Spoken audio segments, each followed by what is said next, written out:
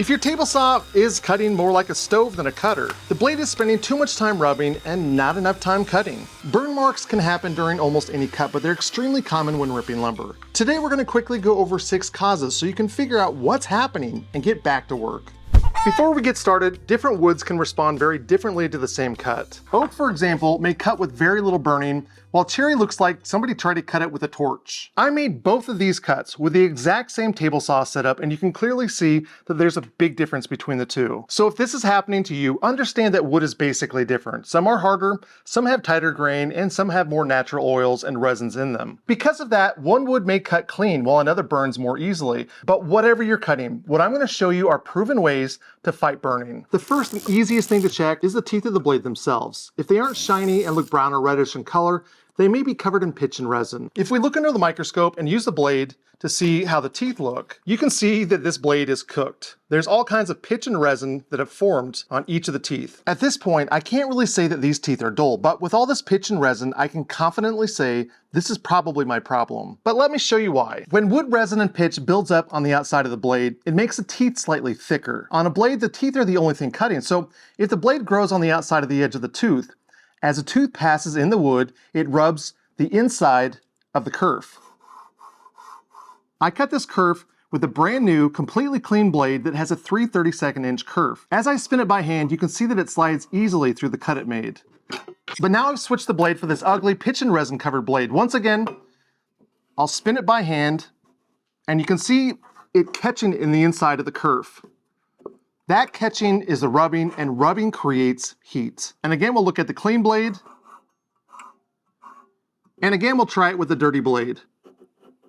And because pitch and resin don't transfer heat as well as metal, they can keep the heat concentrated around the teeth instead of letting the blade carry it away. In this animation, imagine the silver points on the blade as having pitch on them.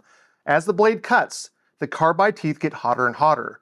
Smoke begins to appear, and because that heat is harder to move away from the teeth, they stay hotter. But there's a simple way to fix this problem. You just have to clean the teeth. Is that my toothbrush? But it's for YouTube. Then you have YouTube pay for it. That's mine. If you have a pan of water and some laundry soap, you can soak the blade and wash the pitch and resin away.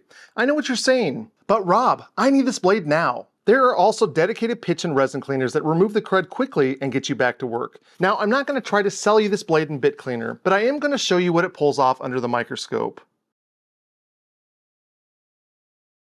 Now that this is cleaned off, it's time to try the same cut again and see if we get better results. First, I'm going to see how this runs in the kerf, and it's much smoother. Now we'll do the cut.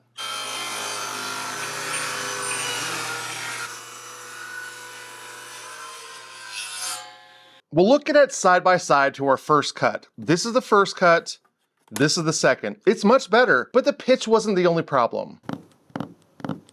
Carbide teeth last a very, very long time, and I'm usually pretty slow to actually toss out a blade. But if cleaning the blade doesn't solve our problem, the next thing we need to think about is whether the blade is actually dull. As a dull blade spins, it doesn't remove as much material with each pass, so more teeth end up rubbing against the wood before the cut is complete. That extra contact creates more heat and increases the chance of burning. And you can actually see that happening here. I just cleaned this blade, and after only a few cuts, pitch is already building up on one side. This blade is running hotter, and that heat is causing the pitch to build up all over again. We'll swap out the blade, but here's a tip. If you can, keep an extra blade in the shop. In situations like this, it gives you an easy way to tell whether your old blade is actually dull. With the brand new blade, let's make another pass. So we've got our first cut here, our second cut, and look at that, no burning. So the moral of the story is, if you ever get a little burning, it's time to buy a new blade. I mean, guys, a blade coated in pitch and dulled after thousands of cuts can absolutely cause burning. But replacing the blade every time you see a burn mark isn't the answer. A blade can start burning after 30 cuts, on thicker stock, or when the grain gets gnarlier. So we're going to keep plowing forward. But then I made another cut with a different brand new blade and got these burns. The difference? I switched to an 80-tooth blade. Just like the pitch and resin built around the teeth, having too many teeth in the cut at once creates more friction and heat, and that can lead to burning. But having too many teeth in the cut isn't just a problem with an 80-tooth blade. If the blade is set too low in thick stock, more teeth stay buried in the wood at once, which can also create extra heat and burning. And this is where things get a little controversial. We're often told to keep the blade just above the wood, but raising it higher can actually reduce the number of teeth in the cut and help the blade run cooler. But believe me, I am not here to tell you to raise your blade. What I am suggesting is to use fewer teeth if burning is a problem. If you're ripping with a 40 or 50 tooth combination blade, switching to a lower tooth ripping blade is usually the better route. Fewer teeth in the kerf at one time means less friction, less heat, and less chance of burning. Remember, a combination blade is okay at both ripping and cross-cutting, but it's not great at either one. Next, let's concentrate on feed rate. If you push the stock too slowly, the wood is once again going to heat up and burn. But that doesn't mean pushing the stock through as fast as you can. One of the jobs of the teeth is to cut the wood and carry the waste out of the kerf. If you push too fast, the blade may not have enough time to do that efficiently, and the cut can start to suffer. Too slow, and you get burning. Too fast, and you risk a bad cut or overloading the saw. Also, if you're using one of these guys, and yes, you should be using one of these guys, keep it close to the fence. That way, when it's time to grab it, you're not stopping halfway through the cut and letting the blade sit there while spinning against the wood. If you've seen one of these burn patterns, you know exactly what I'm talking about. If your blade isn't lined up with either of these guys and your fence isn't running parallel with the blade, the back can rub against one side of the kerf and create heat. This alignment problem is easy to spot when the cut starts clean but looks like trash after it passes the back of the blade. That's when the rear teeth can start recutting the wood as it exits. I made a simple jig with a dial indicator that lets me check one tooth at the front, then rotate that same tooth to the back and compare the reading.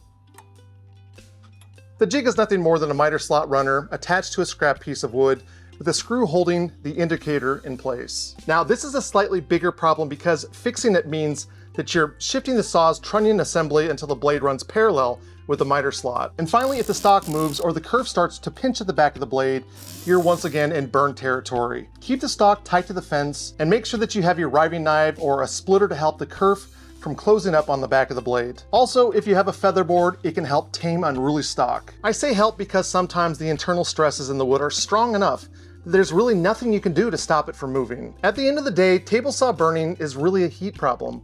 Whether it's pitch and resin, a dull blade, too many teeth, a bad feed rate, poor alignment, or the wood pinching the blade, they all lead back to the same thing. The blade is rubbing more than it's cutting. Fix the rubbing and you fix the burning. I want to thank all my patrons for their patronage. If you'd like to be up here and help keep the website running as well as the information flowing, I have a link in the description. I've done a whole lot of talking.